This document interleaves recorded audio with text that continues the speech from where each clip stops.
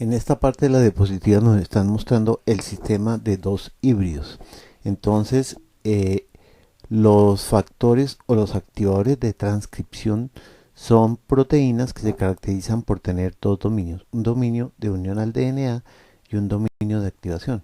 Entonces, estos factores de transcripción o activadores de transcripción se unen al DNA, interactúan con eh, las proteínas basales de transcripción e inducen la expresión de ciertos genes.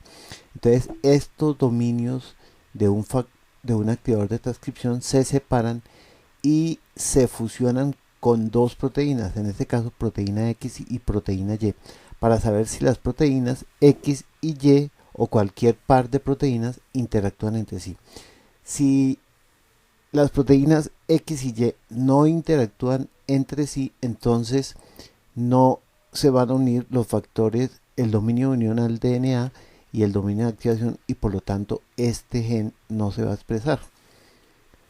Si las proteínas X y Y interactúan entre sí, entonces al unirse X con Y hace que se una el dominio de unión al DNA y el dominio de activación, y por lo tanto este gen reportero se exprese. En este caso el gen de la beta galactosidasa. Entonces, de esta técnica sirve para establecer si dos proteínas interactúan.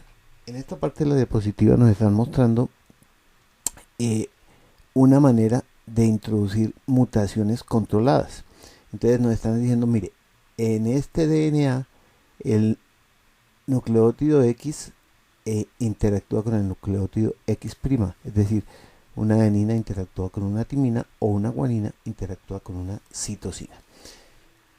Se separan las cadenas y con unos primers en los cuales, por ejemplo, si aquí es una adenina, entonces aquí se mete una citosina para cambiar de adenina a timina a guanina citosina. Entonces se introduce un primer que tiene una modificación de una base, por ejemplo, y en la cadena complementaria se introduce otro primer que tiene una modificación de una base. Finalmente se producen unos DNAs con unos cambios de nucleótidos que uno deseaba. Entonces, aquí nos dice denaturación, separación de las dos cadenas con calor. Se hace PCR con unos primers en los cuales se introdujeron las modificaciones que uno deseaba, y al final uno introduce unos genes con unas modificaciones de nucleótidos y modificaciones de aminoácidos en la proteína que uno después puede estudiar. En esta parte de la diapositiva nos hablan de una técnica que es la disminución de la expresión genética con la tecnología de interferencia de RNA de interferencia. Entonces nos dicen, se puede introducir a las células DNAs de doble cadena por expresión artificial, por infección viral, por transfección. Entonces este RNA de doble cadena dentro de la célula es procesado por una RNasa 3 que se llama dicer, que requiere ATP.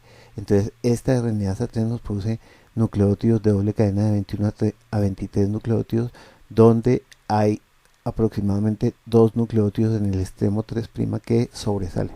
Finalmente estos nucleótidos de doble cadena se unen con un complejo que es el complejo RIX, dentro de los cuales una proteína es argonauta.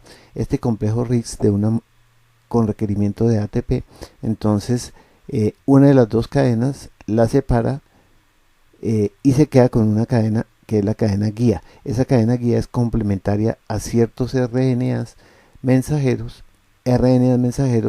que pueden ser hidrolizados por actividades nucleasas del mismo complejo RISC.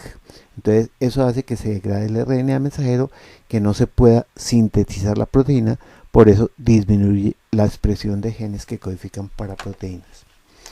En esta parte de la diapositiva nos están mostrando una tecnología masiva para la síntesis de DNA. Entonces nos dicen, se sintetizan microarreglos, es decir, se sintetizan DNAs en esta, entonces nos dicen, aquí pueden haber muchos errores. Entonces se libera el DNA, se unen los DNAs a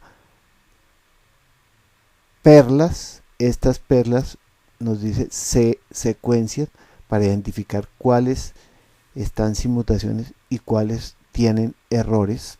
Posteriormente se seleccionan las que no tienen errores y se pegan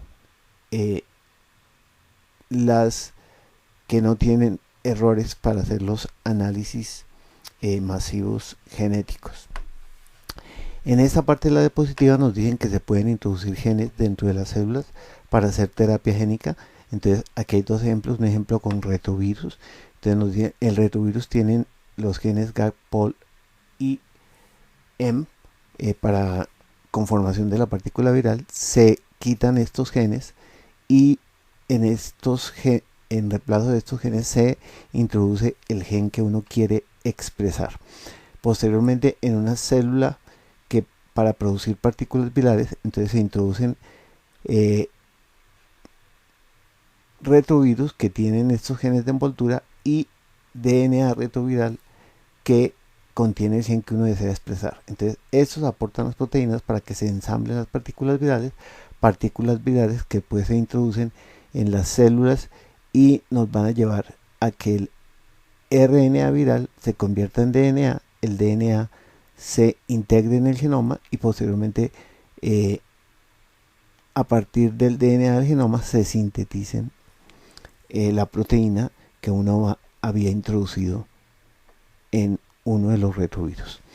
Este es otro ejemplo de terapia génica, pero que ya no se hace con retrovirus, sino con adenovirus. Estos se integran en el DNA, estos no se integran en el DNA. Entonces nos dicen, se toman los adenovirus, se eliminan E1 y en algunos casos E3, los genes de expresión temprana.